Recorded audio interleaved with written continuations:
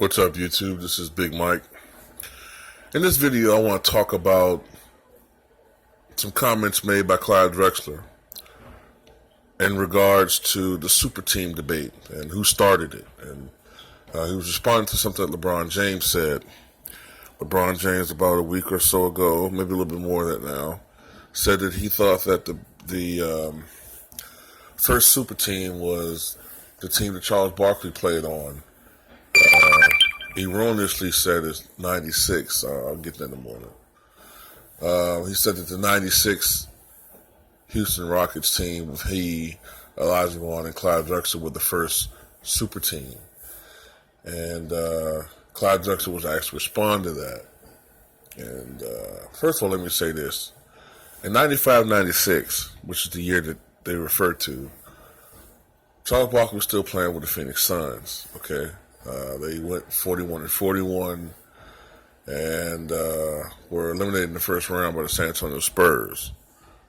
It was 96 during the offseason when Charles Barkley joined the Houston Rockets. So I've seen a lot of sports articles make this error, and these are so-called professional sports writers. While me and you are YouTube listeners, and some of you are uploaders just like me, and we're not supposed to know what the hell we're talking about, and these people get paid to know these things, and they don't even know little things like that. But anyway, moving forward, Clyde Drexler said in response, when asked about that, he said that he loves LeBron James, but he disagreed with LeBron. And I have to say I agree with Clyde Drexler and what he went on to say. He said that Charles Barkley's team was not a super team, wasn't the first super team. I don't even think that was a super team. But anyway, he went on to name other teams. He named the Lakers of the 80s with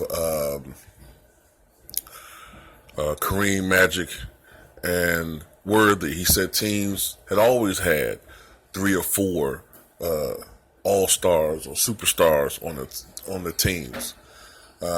He named the Boston Celtics with Larry Bird and Kevin McHale and Robert Parrish and Dennis Johnson, and earlier on you had Cedric Cornbread Maxwell. Very early on you had Nate Tiny Archibald as well. So, then he also named the Sixers of the late 70s and early 80s with Julius Erving and George McGinnis, and I wouldn't say Caldwell Jones was a superstar, but he wasn't a superstar. But then you had Daryl Dawkins, who had superstar potential, didn't live up quite to that. And you had Maurice Cheeks, and you had Lloyd B. Free, who was going to be World B. Free. Okay, and Bobby Jones, the great defensive player, and later on, of course, you had Moses Malone, who is the second greatest prep to pro player of all time. Once was the greatest, but that title has to be ceded to LeBron James now. As the greatest player to go from from prep to pro. Some people would say Kobe, but I don't think Kobe's career was as great nor as dominant as Moses Malone. And a lot of you guys will disagree with that. You don't know what, man, you out your motherfucking mind.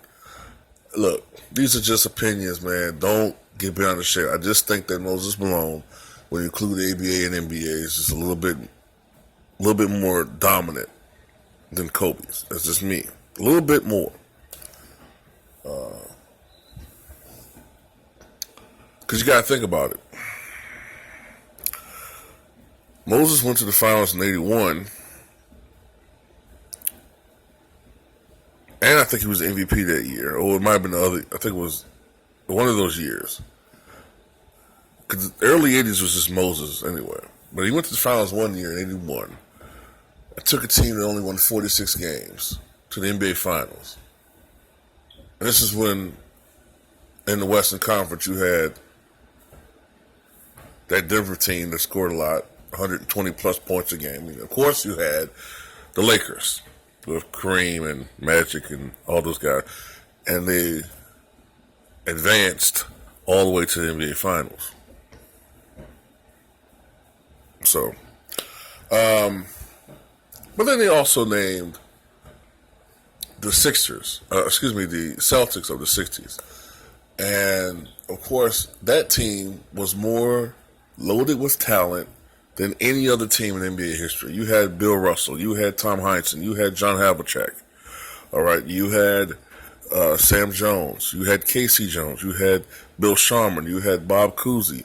All of these Hall of Famers, Tom Sanders, earlier on Frank Ramsey, the man who pretty much helped to create the six-man position, all right?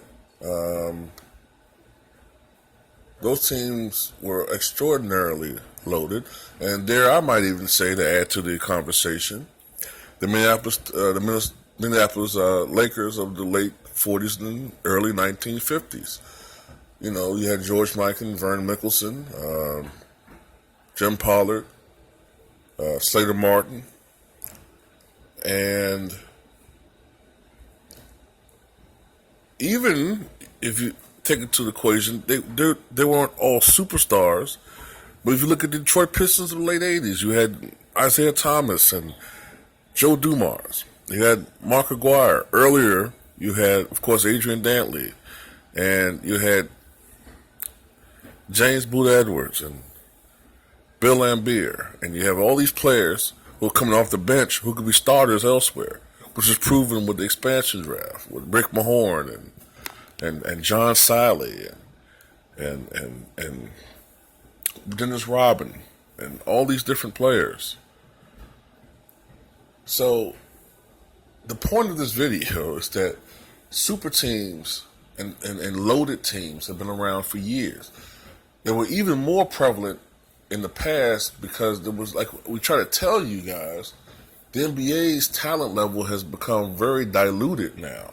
You have a lot more athletic guys. You have guys that are bigger and stronger and faster than the players were collectively, a generation or so ago. They're able to do jaw-dropping dunks, but when it comes to actually playing basketball, the fundamentals, skills, all those things are learned in high school, and they're enhanced and sort of refined, I guess I'll say, in college. And what's going on now, in my opinion at least, is that in college, the college coaches, the collegiate level, that's a time when a player's skill set and skills and whatnot, the basics are refined, and he also learns how to play within the team concept. Now, the NBA is trying to do that. These NBA coaches probably spend too much time trying to ready players who should have been already come to the NBA with these refined skills and the mindset to learn how to play within the team concept. They have to spend 3 or 4 years of the NBA career learning how to do that. So that's why I think the NBA game suffers. That's why I think it looks more like street ball than an actual game, the way we all grew up watching it. But that was a whole nother topic. I think that LeBron is incorrect with that Charles Barkley thing. I think that's sour grapes for Barkley criticizing him earlier during the regular season. And I do think that LeBron James, while he's not guilty of being the first, he's not guilty of starting the superstar trend or super team trend. He is guilty, in my opinion, of starting, I guess what you might be able to call the super friend trend.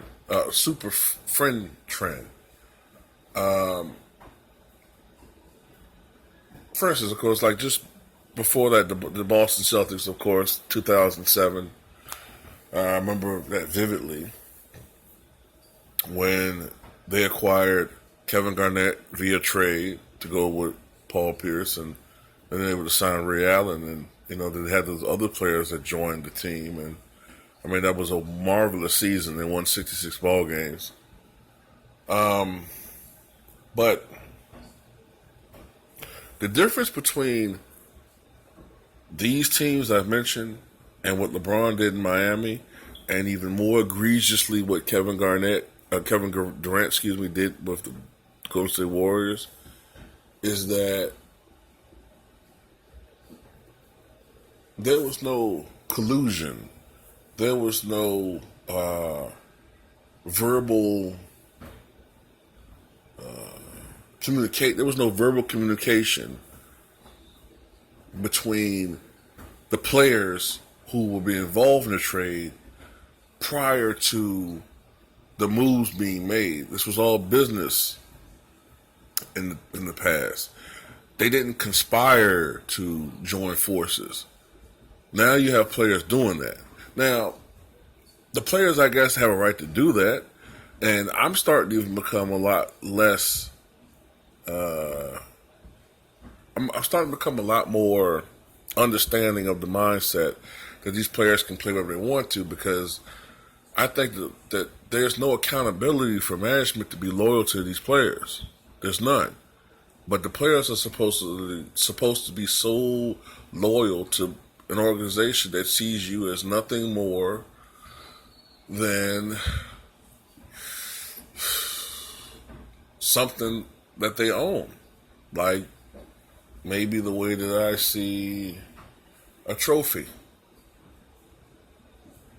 It's valuable to me, but it's still not something that I see as human, you know.